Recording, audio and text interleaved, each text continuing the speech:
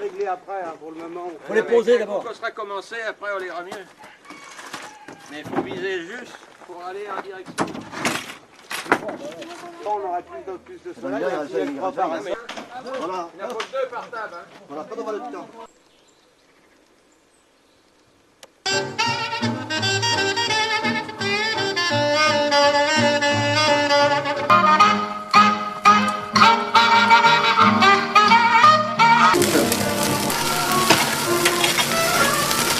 Tout à l'heure, on peut le remettre. Et des fois, ça fait des belles volutes. Voilà, on prend un journal, on le met au centre du four.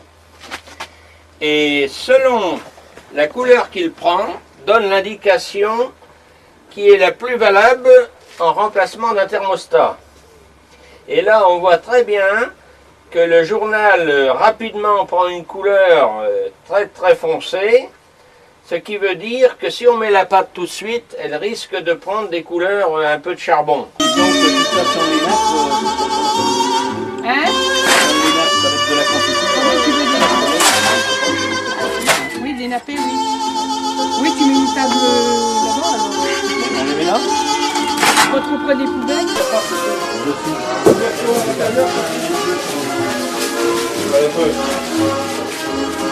Et puis, c'est impeccable, hein, c'est même mieux parce qu'avec la chaleur, il va se rétrécir, ça sera impeccable. Il en reste 2 là. Je triche. Toutes les tomates sont là? Non, mais il faut le faire déjà une année, tu vois, ça va pour le coup d'après. Je sais pas. Attends, il y a combien de planches encore? Ça commence à devenir collant, là. Oui. Je parle de la porte. Rassurez-vous, madame. Mais c'est pas le photographe non plus. Il serait trop présent. Ce sera bienvenu. Il y en a c'est d'autres choses. Franchement,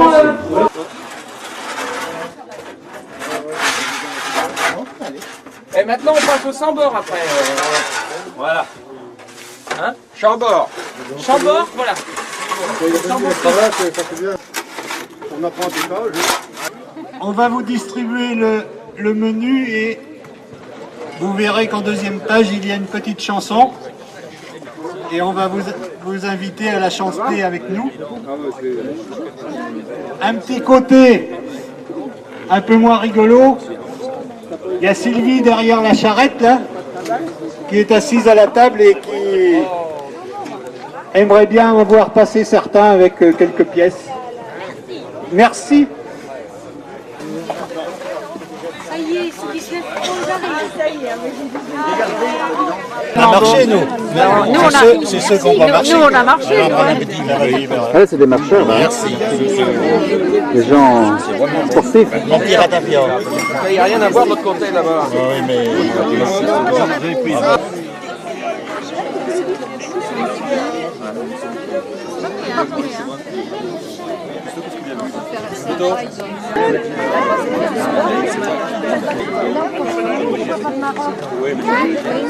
Le pétrissage a été fait, la préparation de la pâte par M. Boissineau. Et on a été chercher tous les deux là. Hein? Et on l'a enfourné tous les deux.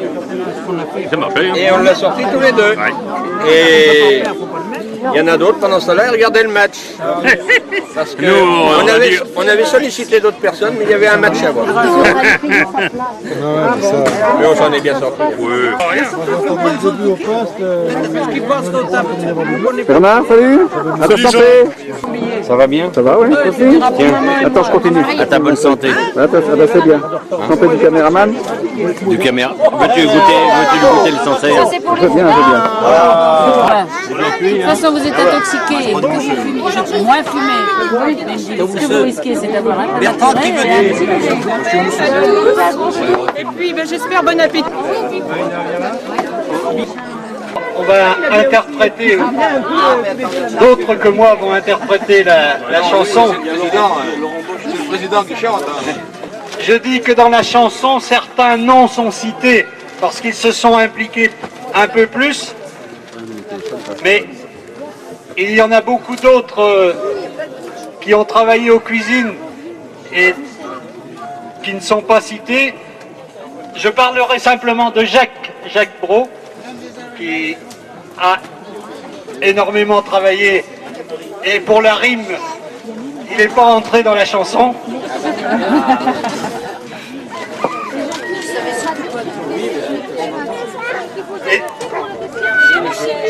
Et pour l'interprétation, je laisse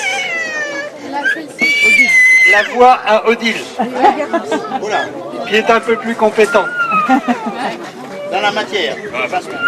Alors on va d'abord chanter peut-être le petit refrain de la Bastille pour se rafraîchir la mémoire, et puis après on chantera les paroles qui sont sur les feuilles. D'accord?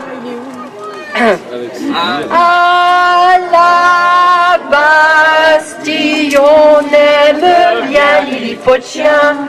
Pour le mois de septembre, une randonnée. Et en apothéose, ils ont imaginé pour clore la balade un bon déjeuner. Les randonneurs se sont arrêtés à chicher. Après l'effort, eh bien le réconfort, on est si bien. Où ça? À la Nouronde.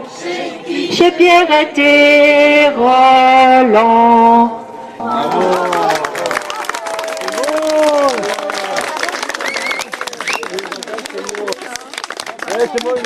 J'ai parcouru les pays enchanteurs, mais je n'ai qu'une image au fond du cœur. C'est un tout petit coin du Poitou, un clocher, des toits et puis c'est tout. Un endroit où l'on n'a pas besoin pour se lever le matin, d'un petit réveil matin, car les oiseaux chantent déjà dans les buissons. Le soleil met au cœur des chansons. Ce n'est rien, mais pour moi c'est un tout, mon joli petit coin du Poitou. Je suis très fier parce que je suis né à la Nouronde, peut-être certains ne le savent pas, alors pour moi c'est quand même un grand plaisir d'être venu sur mes lieux, surtout dans le champ, là où j'ai passé de nombreuses heures avec mon copain Bernard même, dans le champ, là, le champ dit à la mère Rambaud. La propriété d'ici appartient à appartenu. appartenu, bien sûr. Oui, à mon père Bleu Hubert, là, les anciens connaissent, là, les jeunes peut-être moins.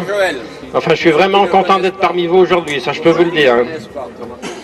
Alors mon père Hubert justement a fait deux petits poèmes pour Roland et Pierrette aujourd'hui. Il a tenu absolument à ce que je les lise. Il est un tout petit coin charmant qui intéresse bien souvent les passants.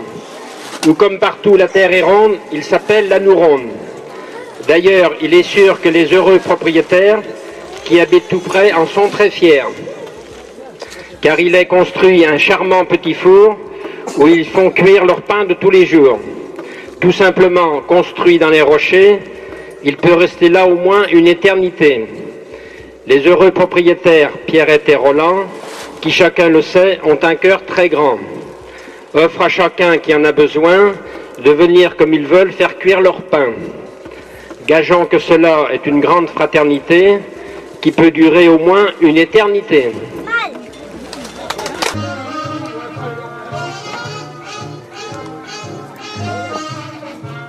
Brûle encore, bien qu'ayant tout brûlé. Brûle encore, même trop, même mal, pour atteindre à s'en écarteler, pour atteindre l'inaccessible étoile.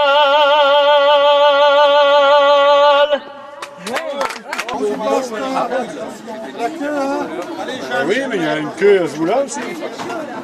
Un cochon à deux queues.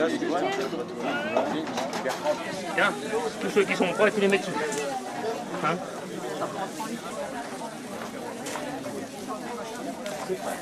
Êtes-vous prêts pour les boudins? Oui. Là. Non, mais il fait plus tout seul. Eh, les deux cuistots, faut peut-être arrêter de tout manger. Allez, j'accélère, j'accélère. T'as chaud, c'est bien une patate. Merci. Mais là, Là, c'est Odile, mais lui en langue. c'est quelle heure? Là, c'est les jeunes, ça tu peux passer. Allez, avance, avance. Non, Roland, une patate. faut pas demander, là, il met une grosse patate. Moi, une toute petite, tout ce qui est petit. Roland, on va vous dire un petit mot. Donc j'ai travaillé à ce four à pain, c'est vrai que bon, j'ai mis un peu de sueur de pour reconstruire ce four à pain, j'ai pris beaucoup de plaisir. Mais aujourd'hui, c'est un plaisir immense. Avoir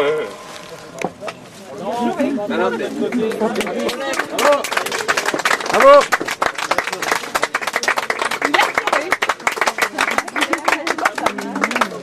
Les épluchures. Allez, allez, Roland. Bah alors. Allez, Roland. Faut être fort, hein. Faut être grand. et voir ce monde ici, c'est formidable. Et le plaisir d'avoir fait marcher ce four, c'est une récompense extraordinaire. Voilà.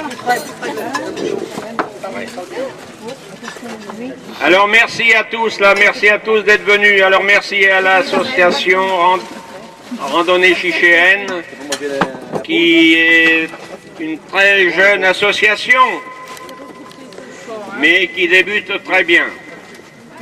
Alors merci à tous ces adhérents.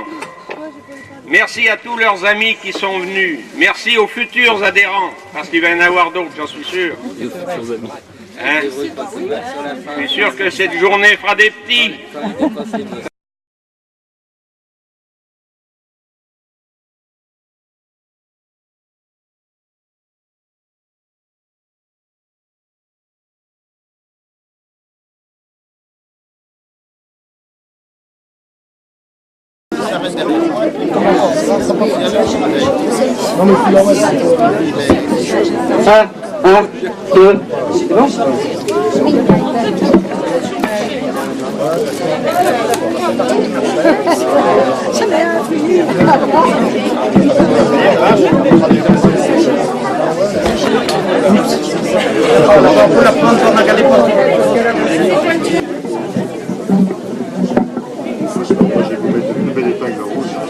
Il faut qu'il fasse, hein.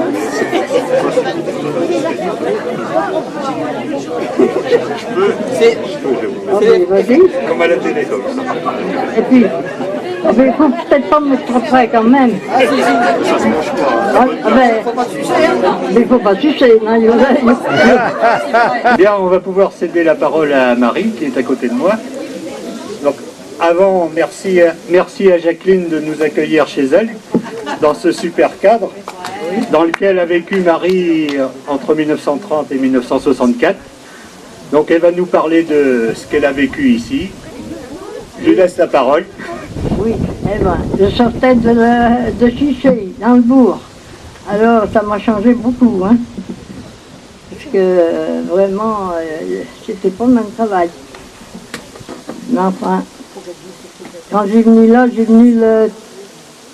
me suis mariée le 2 septembre. J'ai venu le 3 pour la première fois. J'avais jamais mis un patelin avant. Et puis, il a fallu s'accoutumer. Ce que vous faisiez en étant jeune fille dans les... jeune fille, à 14 ans, il me s'est placé, il était gagé. Il était gagé 2 ans, et puis après, il est rentré chez nous, parce que mes sœurs étaient plus vieilles. Elle était placée pour elle, pour gager à en âge. Alors, j'ai rentré chez nous. Après, ils ont venu à Chiché. Mes parents ont acheté la maison là, où sa mère est là. Donc, vous travailliez dans certaines maisons. Vous avez parlé de monsieur Raoul Grelier. Oui. C'était qui à l'époque? C'était Raoul. Qu'est-ce qu'il faisait? Il faisait rien. Pourquoi tu me dis ça? Non, parce que c'était pendant toutes les maisons qu'on allait faire du ménage. Oui. C'est pas tous les gens qui employaient. Ah ben, il y allait faire le ménage, il avait ciré des chambres, il y était quand il est né là. Donc c'était quelqu'un qui avait le moyen de payer une ben, personne. Certainement. Il faisait rien. Mais je pense pas, il était à la retraite sûrement. Mais il n'en fait rien, il sait pas qu'il n'a jamais vu travailler, moi.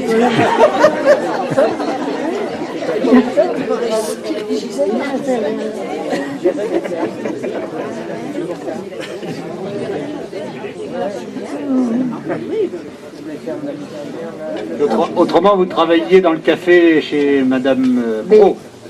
Mais chez Ménard, c'est Ménard au moment. Il y allait des fois le lundi, 3 jours.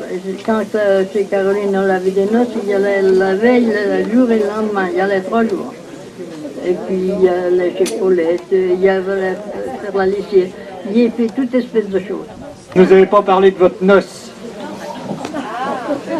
De ma noce? Oui, c'était une belle fête.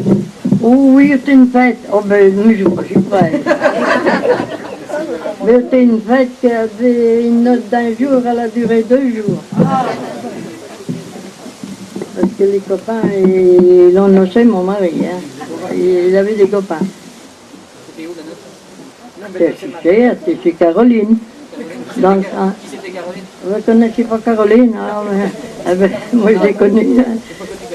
Avec Caroline Cuisson, vous qu'il est chez Blanchard maintenant. Ah oui. Caroline Cuisson, oui. C'était la noce. Et puis, moi j'ai venu que le lendemain de mes noces. Et bien, vous avez dit, il était venu un petit peu à culon, hein. Parce qu'il ne savait pas où il y allait. Ah ça, il n'y avait jamais mis le pied là avant. Tu ne vous avez pas emmené avant? Non, jamais. Il est venu le lendemain. Oh, ben, c'est peut-être ça qu'il avait peur. Pas savoir. Parce que moi, qui voulait, je ne connaissais pas, mais enfin. Et vous m'avez dit que votre belle-sœur, au début, était un peu réticente. Ben, réticente, il ne faut pas s'en étonner, parce que malgré tout, elle était infirme, et puis il l'a payée pour, comme bonne. Et puis après, elle pensait qu'elle allait faire.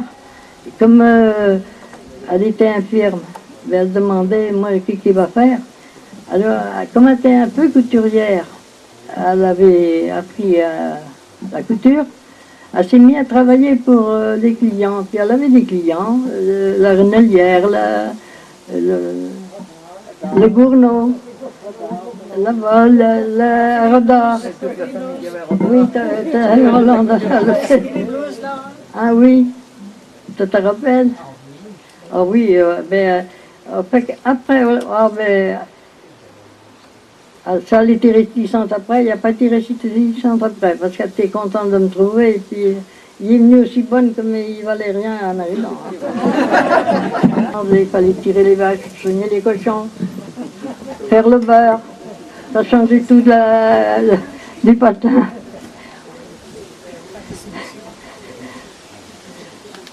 Donc, vous êtes venu habiter là, vous étiez pas venu avant? Je n'ai jamais mis les pieds dans le bas Gournaud avant le lendemain de mes noces, ça c'est sûr. Et qui vivait dans cette maison? Qui vivait, ben, c'est mes beaux-parents, puis mon mari. Et puis on a pu faire quelle maison? Il y avait juste quelques petites pièces là. Il y avait aussi votre belle-sœur, je crois. Oui. Ma belle-sœur était avec mes beaux-parents, oui. J'ai eu mes enfants en 32, frère. 1er janvier 32. Vos enfants d'un seul coup? 2 enfants d'un seul coup, oui. Oui. Racontez un peu. Racontez un peu. C'était le matin, mon mari prend sa voiture pour aller chercher la sage-femme. Et puis, comme il n'était pas, il a fallu aller à fait la baisse. Elle a fait la baisse, elle est venue. Le soir, après, il fallait le docteur. Après, il a fallu prendre le vélo pour aller, quand elle a été tout fini, d'aller chercher chez Verdon pour venir chercher le docteur et puis la sage-femme. Toujours du vélo, toujours. Et voilà. Puis après, c'était pas à terme, c'était pas rien. J'étais 2 mois, j'ai pas fait autre chose que soigner mes gosses. Hein. Yvette. Allez où Yvette?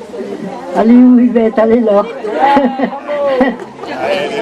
Allez là Yvette. Mon garçon, pour prévenir. Et puis, Et ils ont eu des problèmes de santé? non, pour ça, j'ai pas eu de problème de santé pour mes gosses. Mais on l'a donné de la peine jusqu'à terre. Mais après, ça poussait comme des champignons. Ah, les biberons. Les biberons. Il y avait le sein. Ouais, voilà. Je les ai nourris pendant 9 mois. 2, oui.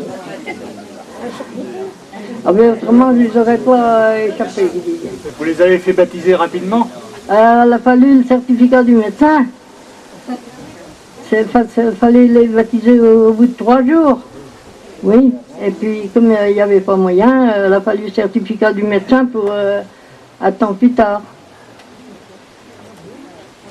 C'était pas comme aujourd'hui. Oui, vous pouvez expliquer un peu pourquoi il fallait les faire baptiser au bout de 3 jours, c'était la règle. C'était la règle, c'était comme ça, autrefois c'était ça, il fallait les baptiser au bout de 3 jours. Quand j'étais rendu là, il fallait tirer les vaches, faire le beurre, penser les cochons, puis tout.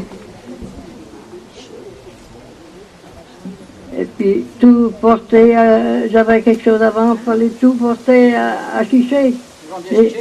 Mais oui, il y avait le marchand qui venait sur la place, tout sur mon vélo. Un panier de lapin, un panier de beurre, un panier d'œufs sur chaque côté. Ça, j'en ai porté des charges sur mon vélo, hein. Ça, je peux le dire. C'est sûr. On était heureux quand même. On passait de bonnes journées quand même. Sur le travail, qu'est-ce qui vous paraissait le plus difficile? Ah, mais le travail, ça, il fallait en faire de toutes les façons. Et ce qui m'était le plus pénible, c'était les points. Ah, ça, quand il fallait faire monter sur les charrettes, il y a même mieux charger le point. Mais enfin, mon mari m'a décidé quand même à faire les charrettes. Mais le milieu était bien tassé, mais les côtes, il y avait peur. Ah ben, aussitôt qu'on bougeait, il y avait peur, ça, c'est sûr. Mais enfin, il fallait faire. C'était ça qui m'était le plus peine. Autrement, tous les jours, il fallait suivre le patron, quoi. Vous aviez combien d'hectares? Ben, on avait 8 hectares. Maintenant, ils disent qu'ils ne peuvent pas vivre dans 50. Nous autres, on a vécu dans 50. On a élevé nos gosses avec 8 hectares et puis on ne touchait pas d'allocation. Hein. Et puis en 1939, la guerre est venue. Puis il a parti à la guerre le 1er Tiché. J'ai resté toute seule avec mes 2 gosses et puis les vaches. Il a fallu s'en débrouiller pendant 1 an. Il n'a pas été prisonnier quand même, mais enfin, pendant 1 an, il était quand même toute seule. Autrement, l'eau potable, il fallait 500 mètres. Après, en 59, j'ai pris la source. J'ai pris une source là. Alors on a fait faire un puits, mais en 59. Alors vous voyez, il n'y en a pas beaucoup profité. Et il y avait une pompe dans le puits? Non, on n'avait pas de pompe dans le puits. On n'avait pas l'électricité, on l'a eu en 62. 62, vous l'avez eu? Oui. C'était difficile de mettre une pompe dans le puits en 59. Mais on a dit ça justement, on n'en pouvait pas d'ailleurs. Alors j'ai mis on n'avait pas d'électricité, il fallait se débrouiller comme ça. Puis on l'a vu en 62 au printemps, puis j'ai eu une attaque de paralysie au mois de juillet 62. Après, plus moyen de rester là. Il n'y avait plus moyen de rester là, il fallait aller chercher par ailleurs. Puis on a cherché à vendre. J'avais 55 ans et puis mon mari en avait 61. Donc on était pas à la retraite. On a cherché à acheter et puis... Là vous êtes parti la motte? Oui, on est parti à la motte. Il y avait aussi des bons moments. Ah, ben, quand on pouvait prendre des bons moments, on en faisait. On ne ratait pas. De veiller. Hein? Il devait les veiller. Oui, puis mon mari emportait son accordéon et puis il jouait de l'accordéon. Et puis il faisait danser. Oui, oui. Mais on allait à la veillée jusqu'à la Guiraire, même à la Renelière. Les gens qui venaient à la veiller chez vous, là, s'ils étaient tous. Oh oui, oh, malgré qu'on était loin, ils venaient quand même. On accueillait bien les gens, pourquoi? Ils venaient à travers champs. Et à travers champs. Oui, là, à Rodard, ah ben, à Rodard, on coupait la rivière, là, on n'en avait pas pour longtemps monter à Rodard. Si on avait besoin de service, allez, une vache qui pouvait aller, on courait à Rodard, et puis allez, on descendait. Hein. Mais à travers, là, on coupait la rivière. Mais on avait une passerelle, on avait des pierres, mais maintenant elles sont toutes dérangées. C'était prévu qu'on y passe aujourd'hui, mais il y a un peu trop d'eau. Oh, mais peut-être, oui. Mais on y est passé, mais il est toujours passé. Le jardin, parce qu'elle avait une autre maison, là. Là, par-dessus, elle avait le moulin. Et qu'est-ce qu'elle est devenue, cette maison? Mais elle est démolie. Je me rappelle pas trop. Après la guerre. Après la guerre, elle est démolie.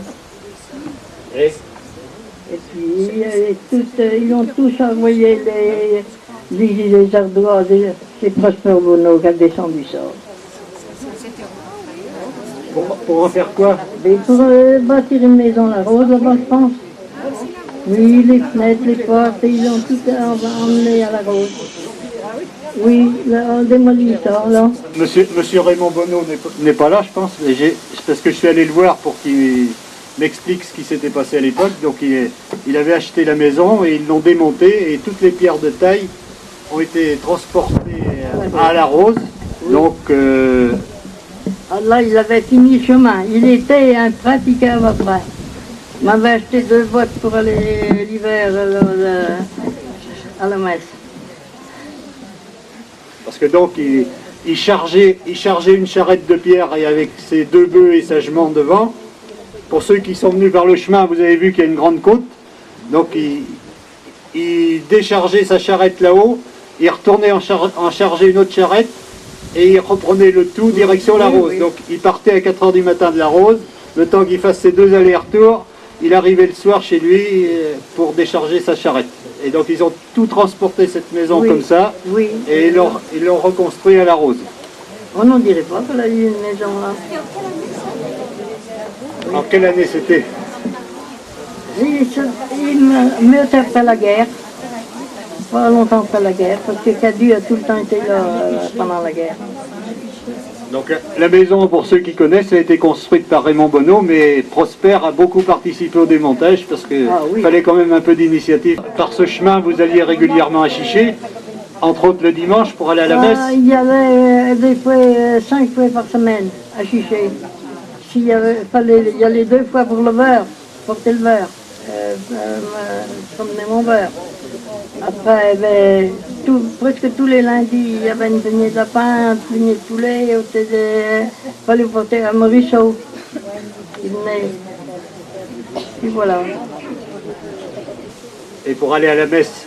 Aller à la messe, prenais mes bottes l'hiver, puis prenais mes souliers en arrivant chez nous, à la maison, chez mes parents.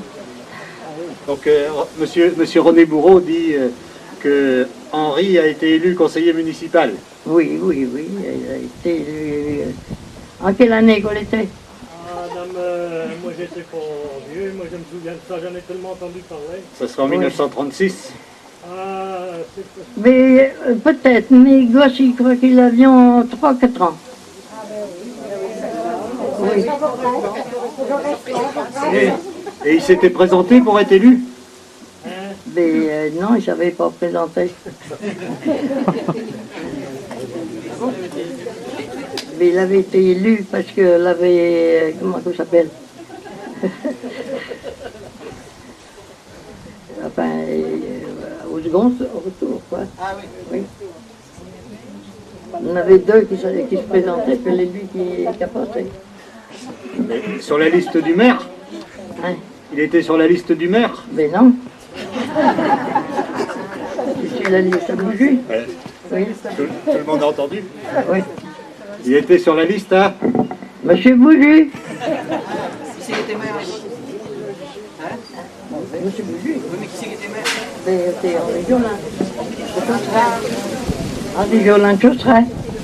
Après, il a pas renouvelé. Il a fait... Oui, puis Henri n'était pas passé. Il savait ce que l'était. Il avait vu... enfin, il en a quand même profité pendant qu'il était maire. Après, le chemin s'est arrangé un peu. C'est pas des intéressés, hein?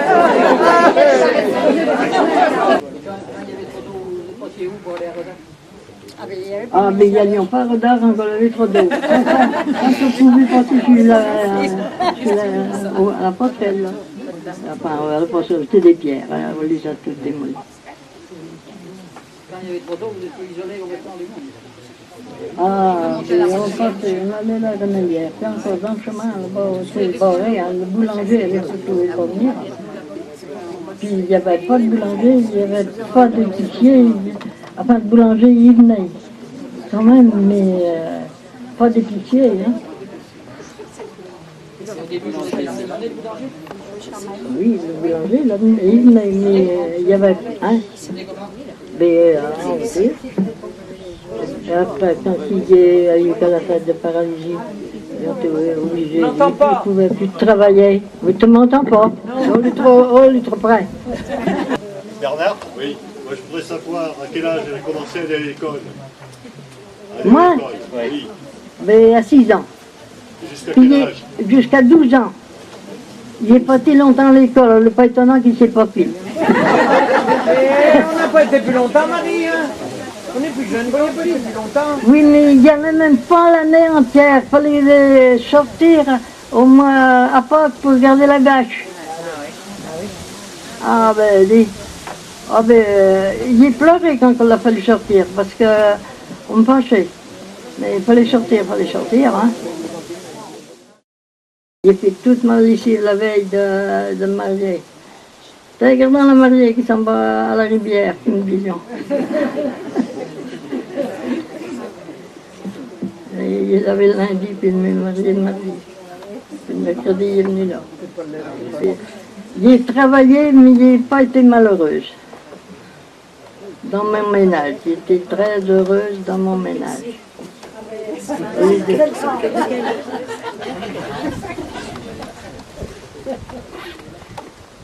J'ai dit, oh, il l'emporte quand même. On va la faire tourner.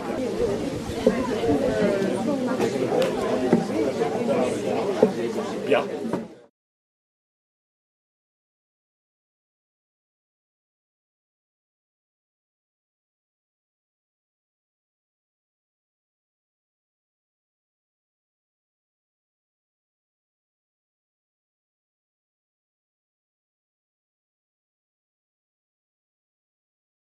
Voilà. Regarde l'occasion. Ça y est, on est filmé.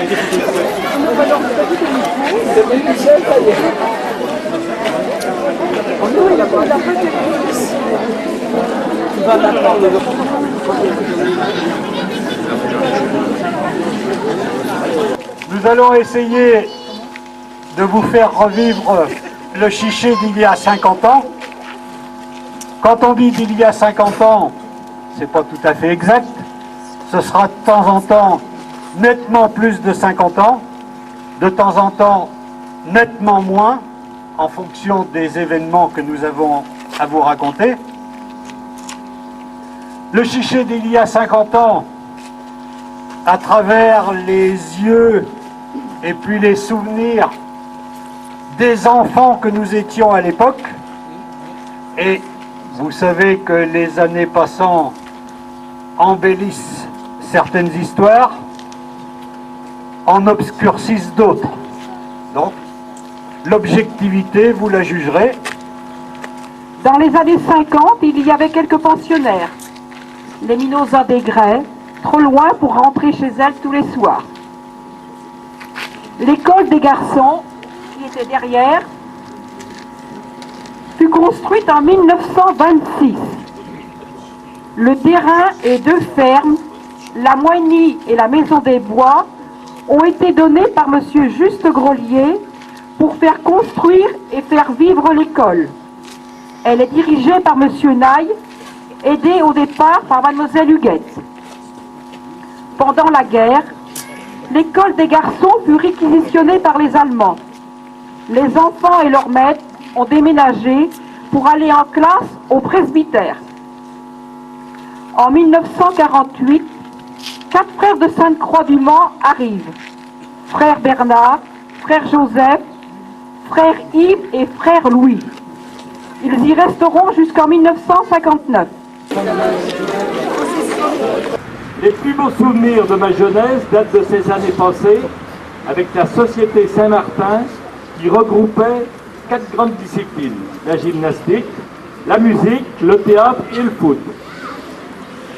Qui avaient à leur tête des personnes exceptionnelles dont le dévouement mérite le respect et la reconnaissance. Ils nous ont donné le goût du sport, de l'effort et du travail bien fait. Le théâtre, c'était Marius Taudière qui était le metteur en scène. Ensuite, M. Guérin. Il y a eu Père Théo qui avait construire l'arrière-scène avec les bénévoles de l'époque. Et les sœurs s'occupaient des filles. Pour le foot, le président à l'époque était Arsène Raoul. Arsène Raoul qui a donné, on doit le dire, beaucoup de temps, beaucoup d'argent même pour le foot, tellement il aimait ça. Il y a eu évidemment l'incontournable Marcel Hérault qui avait tous les dons.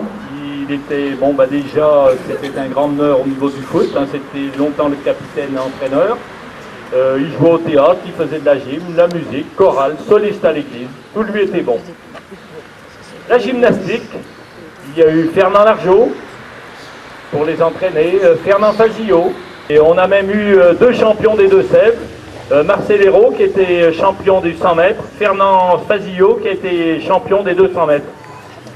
La musique, c'était le Père Naille qui s'en occupait d'abord, après Pierre Coudreau, Monsieur Rochard de la Fourchière qui a maintenant 92 ans, qui est toujours là, le Père Léo qui a dirigé très longtemps la musique, et le Père Naille qui a aussi supervisé toutes ces disciplines, il était partout. Maintenant le Père Naille, bon, il était instituteur aussi, mais il était assez dur, hein, et je me souviens qu'il avait la main leste et la baguette très courte. Disons qu'il n'était pas tendre pour les durs. En 1951, les instituteurs étaient monsieur et madame Eugène. Et en 1951, dans les 2 écoles réunies, il y avait 11 élèves au total, dont 2 de l'assistance publique. Alors vous imaginez, il y avait monsieur Eugène qui d'un côté donnait un cours de sciences à un petit garçon, et en même temps, madame Eugène de l'autre côté donnait un cours de sciences à une petite fille. Et impossible, il était interdit de les mettre ensemble. Hein. Par contre, à Nantilly, où moi j'ai fait mes classes, il y avait 2 classes, et là, les classes étaient mixtes. Elles ont toujours été mixtes. Ah bon? Alors pourquoi? On ne sait pas trop. Simplement, Nantilly a toujours été un peu rebelle. Vous aviez sur le perron M. Chargy, qui était entrepreneur public, M. Chargy qui avait beaucoup de matériel, des camions, des pelles, mais qui n'avait pas de garage. Donc tout était stocké sur la place où vous êtes, et c'est pour ça que les gens de Chiché avaient baptisé cette place le garage à Chargy, tout simplement. Ça n'a pas empêché M. Henri Chargy de devenir premier adjoint au maire, M. Henri Jolin de la Priaudière, en 1965. Autre lieu important derrière vous, où il y a les toilettes publiques, c'était la bascule, où on pesait les animaux avant d'aller à la foire.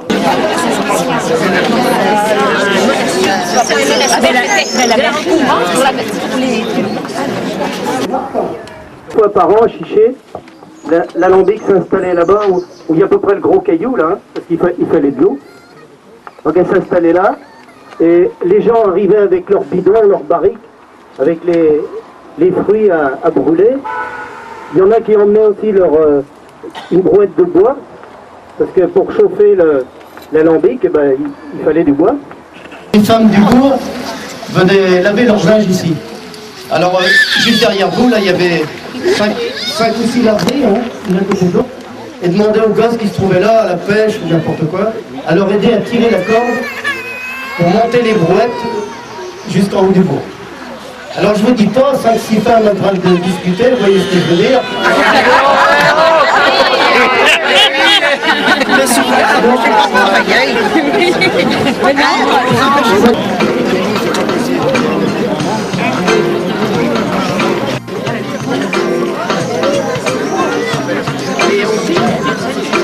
Si je vais quoi faire ça? Si je vais quoi?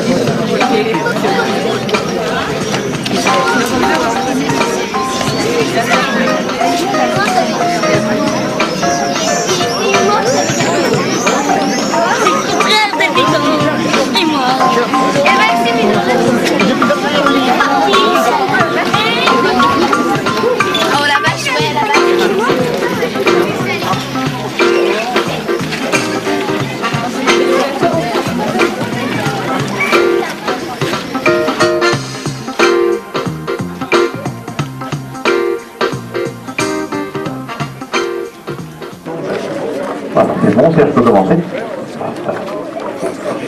Il y avait aussi des noces, Jean-Claude. Ah ben, les noces, c'était pas rien à ce moment-là, parce qu'il n'y avait pas de frigo, il n'y avait pas d'eau, il n'y avait pas de téléphone, il n'y avait rien. Alors ben, fallait...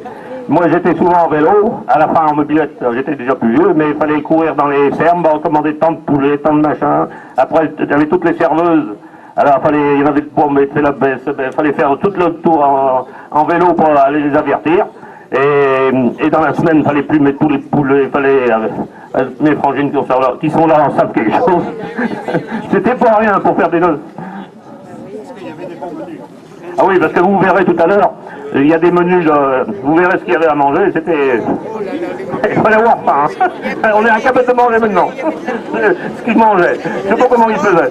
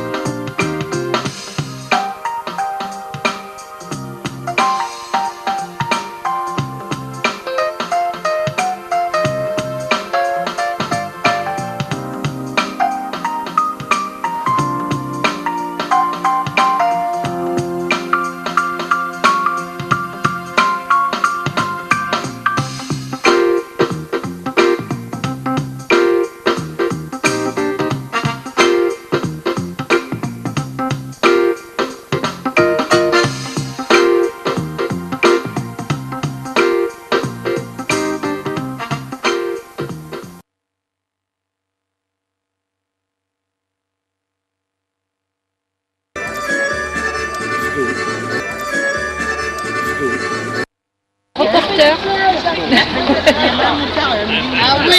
Ah oui, nickel. Nous devons remercier les habitants du village pour l'accueil qu'ils nous ont réservé.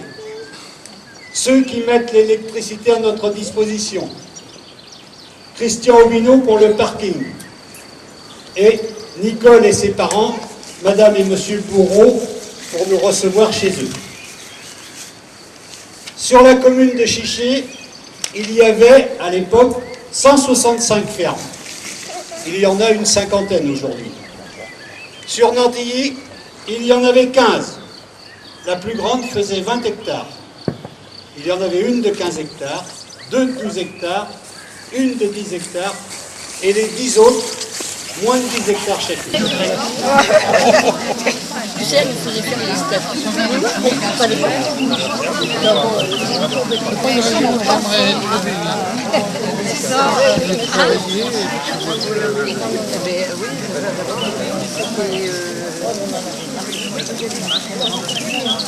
on a été au Bourneau, là, on était pas là.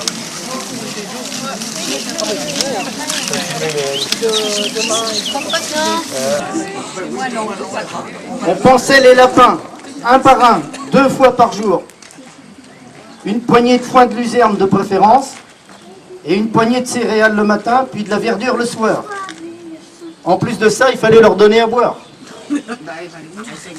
Dans une crôle qu'il fallait nettoyer avant. Étant gamin, on aidait au pansage. Mais pour attraper la crôle du haut, on risquait de se faire griffer par un lapin qui était chété. Et la crôle vous tombait sur la tête. On les épilait avec l'épilette. Le café épicerie, qui était tenu par Madame Baudry. D'abord, vous pouvez venir manger à n'importe quelle heure. Vous faisiez une omelette, je me rappelle, on était jeunes, on allait se baigner à l'Olivette dans l'après-midi, on revenait sur les coups de 5 heures, on arrêtait là, hop, ça nous faisait une omelette, elle était toujours prête. Trouvez des gens comme ça maintenant, ça n'existe plus. Oui, et puis il y avait le concours de boules. La boule a été créée par monsieur Urbain Bourreau, le grand-père de Nicole. Le président c'était Urbain Bourreau et le trésorier c'était Gus Obido, le grand-père à Bibine. Une période avec beaucoup de travail entre le 15 juin et le 15 juillet. On marchait à l'heure solaire, 2 heures de décalage avec maintenant. Et puis à cette période, marienne pour tout le monde jusqu'à ce que les batteries commencent. Les journées étaient longues. Il y avait ceux du matin, les lève-tôt, et ceux du soir, les raballots. Et on affirmait qu'1 heure du matin vaut 22 heures du soir. À cette saison, on faisait le petit collation, repas du soir, avec Migé vers 5 heures, avant de retourner au boulot.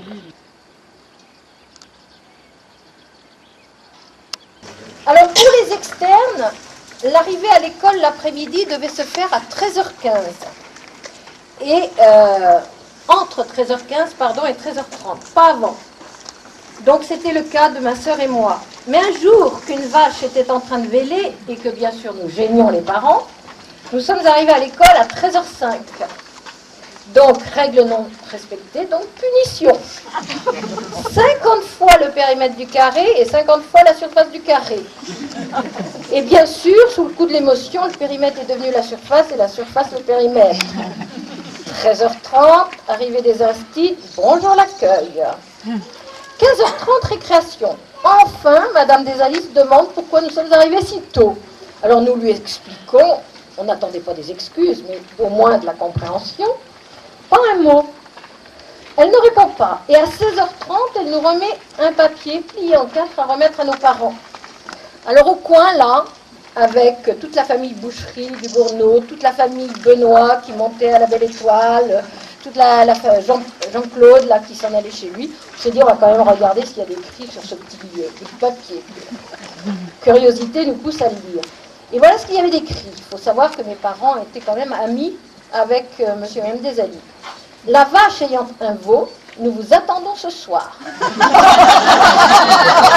Ils ont fait la fête et nous les punitions.